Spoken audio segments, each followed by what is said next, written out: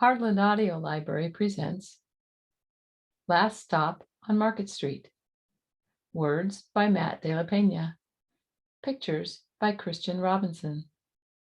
The story where CJ and his grandma take a bus ride together, discovering the beauty and wonder of their vibrant neighborhood. Read to you by Janine Kramer. CJ pushed through the church doors, skipped down the steps. The outside air smelled like freedom, but it also smelled like rain, which freckled CJ's shirt and dripped down his nose.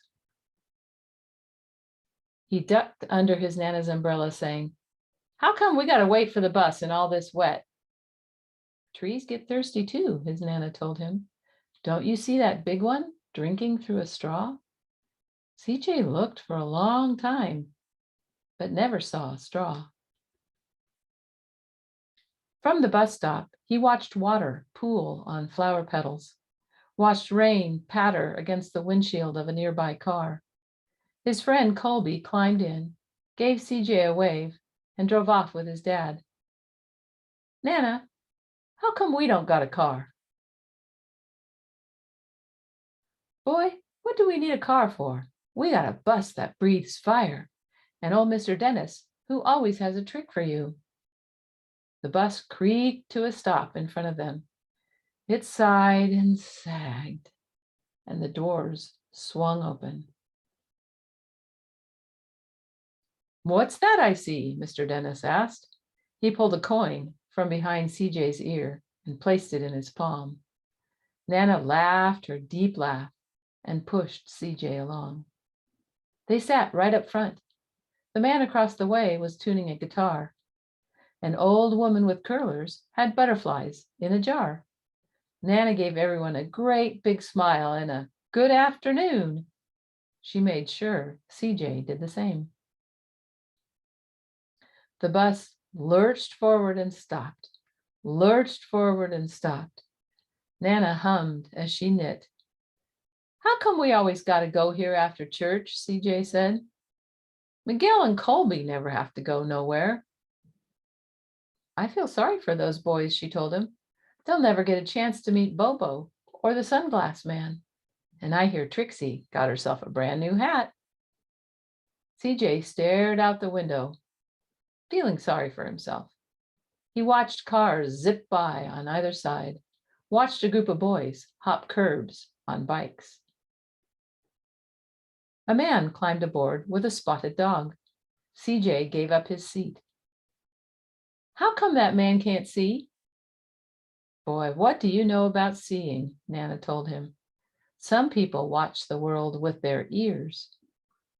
"That's a fact. Their noses too," the man said, sniffing at the air. "That's a mighty fine perfume you're wearing today, ma'am." Nana squeezed the man's hand and laughed her deep laugh. Two older boys got on next. CJ watched as they moved on by and stood in back. "Sure wish I had one of those," he said. Nana set down her knitting. "What for? You got the real live thing sitting across from you. Why don't you ask the man if he'll play us a song?" CJ didn't have to. The guitar player was already plucking strings and beginning to sing. "To feel the magic of music," the blind man whispered, "I like to close my eyes." Nana closed hers too. So did CJ and the spotted dog. And in the darkness, the rhythm lifted CJ out of the bus, out of the busy city. He saw sunset colors swirling over crashing waves, saw a family of hawks slicing through the sky, saw the old woman's butterflies dancing free in the light of the moon. CJ's chest grew full, and he was lost in the sound, and the sound gave him the feeling of magic. The song ended, and CJ opened his eyes. Everyone on the bus clapped, even the boys in back. Nana glanced at the coin in CJ's palm. CJ dropped it in the man's hat. "Last stop on Market Street," Mr. Dennis called. CJ looked around as he stepped off the bus. Crumbling sidewalks and broken down doors, graffiti tagged windows and boarded up stores. He reached for his Nana's hand. How come it's always so dirty over here? She smiled and pointed to the sky. Sometimes, when you're surrounded by dirt, CJ, you're a better witness for what's beautiful. CJ saw the perfect rainbow arcing over their soup kitchen. He wondered how his Nana always found beautiful where he never even thought to look. He looked all around them again, at the bus rounding the corner out of sight, and the broken street lamps still lit up bright, and the stray cat shadows moving across the wall.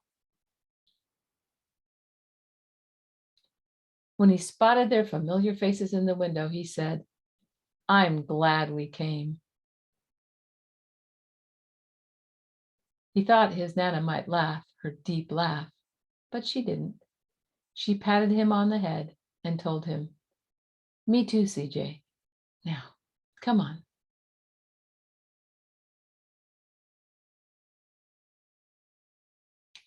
Here are some discussion questions for you. Who's telling the story? How do you know? Why do you think they don't own a car? Why do you think Nana volunteers? How did CJ's attitude change from the first thing he said to the last? What has CJ learned from Nana? Thank you for sharing.